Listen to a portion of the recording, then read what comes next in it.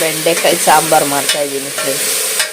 ಈರುಳ್ಳಿ ಎಣ್ಣೆ ಹಾಕಿ ಈರುಳ್ಳಿ ಸಾಸಿವೆ ಕರಿಬೇವಿನ ಸೊಪ್ಪು ಹಾಕಿ ಬೆಂಡೆಕಾಯಿ ಕಟ್ ಮಾಡಿರೋದು ಹಾಕಿ ಇದಕ್ಕೆ ಇವಾಗ ಬೇಳೆ ಹಾಕಬೇಕು. ಬೇಳೆ ನೋಡಿ ಇಲ್ಲಿ ತೊಳೆದಿಟ್ಕೊಂಡಿದ್ದೀನಿ, ಅದನ್ನು ಇವಾಗ ಹಾಕ್ತಾಯಿದ್ದೀನಿ. ಇದು ಬೇಳೆನ ತೊಳೆದಿಟ್ಕೊಂಡು ಹಾಕಿ ಇವಾಗ ಚೆನ್ನಾಗಿ ಮಿಕ್ಸ್ ಮಾಡ್ತಾಯಿದ್ದೀನಿ. ಮಸಾಲೆ ರುಬ್ಕೊಂಡಿದ್ದೀನಿ. ಇದಕ್ಕೇನು ಹಾಕಿಲ್ಲ. ಇದಕ್ಕೆ ತೆಂಗಿನಕಾಯಿ, ಟೊಮೊಟೊ, ಖಾರದ ಪುಡಿ ಮತ್ತು ಧನಿಯಾ ಪುಡಿ ಇಷ್ಟೇ ಹಾಕಿರೋದು. ಇದಕ್ಕೆ ಹಾಕೋದು ಸ್ವಲ್ಪ ನೀರು ಹಾಕ್ಕೊಂಡು ಹಾಕ್ಕೋಬೇಕು.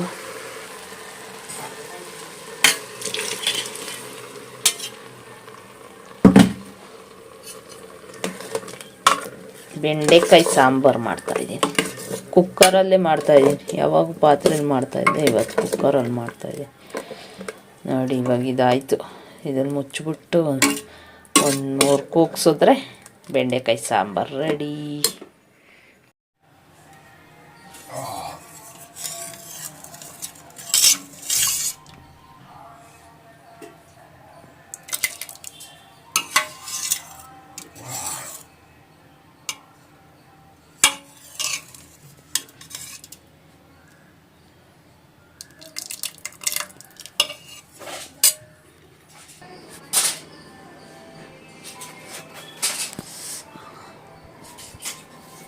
ಸೂಪರಾಗೈತೆ ಬೆಂಡೆಕಾಯಿ ಸಾರು.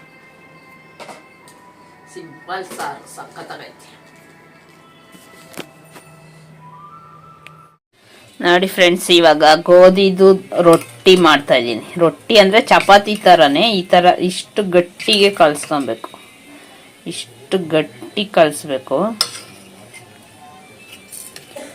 ನೋಡಿ. ಇದು ಯಾವ ಥರ ಕಲಿಸಿದ್ದೀನಿ.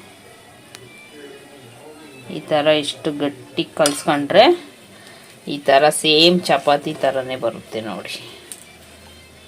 ಈ ಥರ ದೋಸೆ ಥರ ಇರಲ್ಲ, ಚಪಾತಿ ಥರನೇ ಇರುತ್ತೆ ನೋಡಿ. ಇಲ್ಲಿ ಹಾಕಿದ್ದೀನಿ.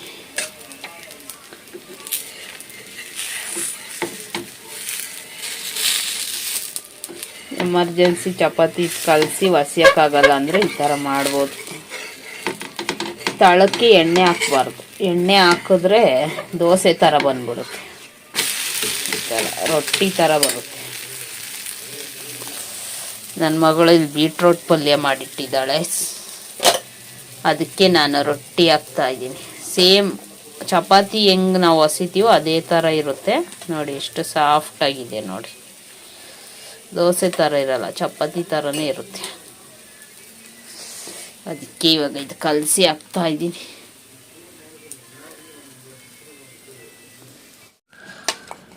ನೋಡಿ, ಬೆಳಿಗ್ಗೆನೆ ಹಲಸಿನ ಬೀಜ ಇಷ್ಟು ಸಿಕ್ಕಿತ್ತು, ಇಷ್ಟು ಬಿಡಿಸಿಟ್ಟಿದ್ದೀನಿ. ಸಿಕ್ಕಿ ಸಾರು ಮಾಡೋದು. ಇದನ್ನು ಹಾಕಿ ಒಂದು ಬಟ್ಲು ಹಲಸಿನ ಬೀಜ ಸಿಕ್ಕಿದೆ ನೋಡಿ. ನಿನ್ನೆ ಮೆಹಂದಿ ಹಾಕ್ಕೊಂಡಿದ್ದೀನಿ, ಚೆನ್ನಾಗಿದೆಯಾ. ರಂಗೋಲಿ ಹಾಕ್ಕೊಂಡಿದ್ದೀನಿ. ಈ ಥರ ಒಂದೇ ಕೈಗೆ ಹಾಕ್ಕೊಂಡಿತ್ತು, ಈ ಕೈಗೆ ಹಾಕ್ಕೊಂಡಿದ್ದು.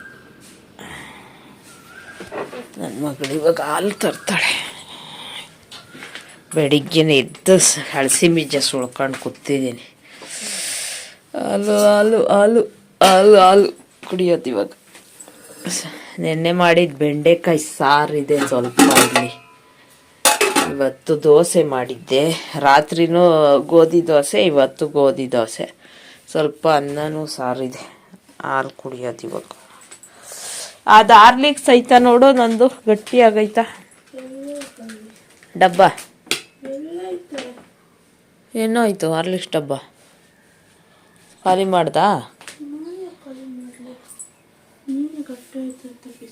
ಕೆಳಗೆ ಬಿದ್ದಿರ್ಬೇಕು ನೋಡು.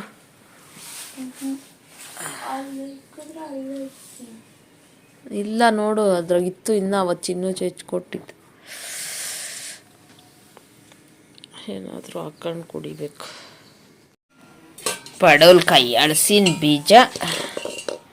ಬೀಜ ಪಡವಲಕಾಯಿ ಹಾಕಿ ಸಾಂಬಾರು ಮಾಡೋದು ಇವತ್ತು.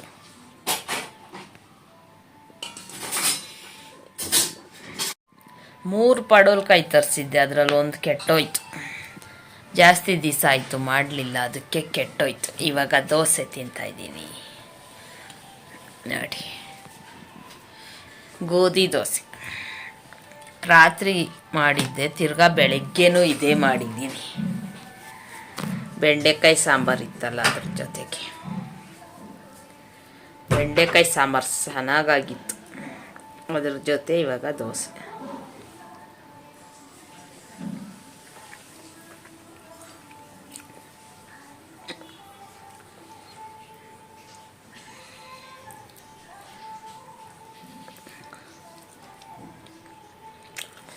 ಗೋಧಿ ಹಸಿಟ್ಟು ಮಿಕ್ಸಿನಲ್ಲಿ ಹಾಕಿ ನೀರು ಹಾಕಿ ರುಬ್ಕೊಂಡ್ರೆ ನೈಸಾಗಿ ಬರುತ್ತೆ.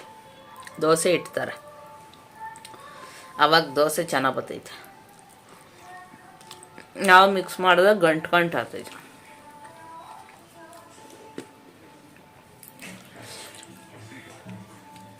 ಟೈಮ್ ಬಂದು 8 ಗಂಟೆ ಬೆಳಗ್ಗೆ. ನನ್ನ ಮಗನಿಗೇನೋ ದೋಸೆ ಹಾಕ್ಕೊಟ್ಟೆ, ಎಕ್ಸಾಮ್ ಐತೆ, ಎಕ್ಸಾಮ್ಗೆ ಹೋಗಿದ್ದಾನೆ.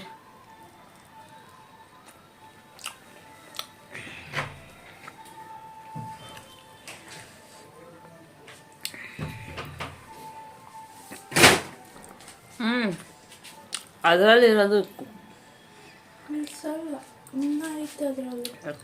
ಎಣ್ಣೆ ಇಕ್ಬೇಡ, ತರಿಸಿರೋ ರೇಷನ್ ಎಲ್ಲ ಬಕೆಟ್ಗೆ ಹಾಕಕ್ಕೆ ಹೇಳ್ತಾ ಇದ್ದೀನಿ. ಹಲಸಿನ ಬೀಜ ಪಡವಲಕಾಯಿ ಸಾಂಬಾರು ಮಾಡೋಣ ಇವತ್ತು ಅಂತ. ಬೆಂಡೆಕಾಯಿ ಸಾರು ಆಗೋದ್ರೆ ಮಾಡೋದು, ಅದು ಇನ್ನೊಂದು ಸ್ವಲ್ಪ ಐತೆ.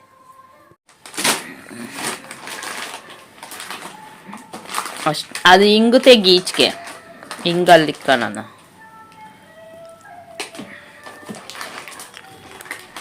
ಅದರೊಳಗೆ ತೆಗಿ. ಇನ್ನೊಂದು ಬಕೆಟ್ ಐತಲ್ಲ ಗ್ರೀನು, ಅದು ಎತ್ಕೊಂಬ ಈ ಕಡೆಗೆ.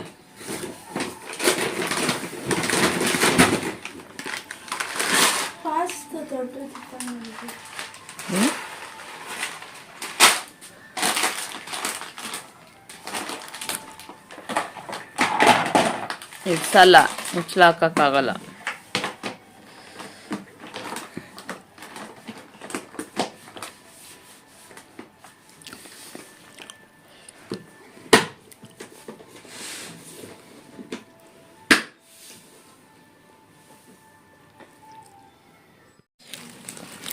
ತಂಬಿಟ್ಟು ಶೇಂಗಾ ಹೋಳಿಗೆ, ಆಮೇಲೆ ಮುರುಕು, ಹೆಸರುಬೇಳೆ, ಕಡಲೆ ಬೀಜ, ಇದು ನೋಡಿ ತಂಬಿಟ್ಟು. ಇದೆಲ್ಲ ನಾನು ಈ ಮಾವಿನಣ್ಣು ತಂದಿದ್ದೀನಿ. ತಿರ್ಗಾ ರಸಪೂರಿ ಇದು ನೋಡಿ, ನನ್ನ ಮಗ ಮಾಡಿರೋದು ಸಾಂಬಾರು.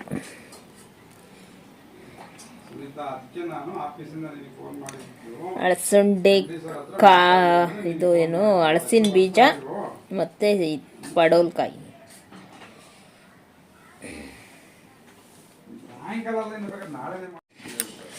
ಅದ್ರ ಜೊತೆಗೆ ಮಾವಿನಣ್ಣು, ಇನ್ನೊಂದೇ ಒಂದು ಶೇಂಗಾ ಹೋಳಿಗೆ ಇದೆ.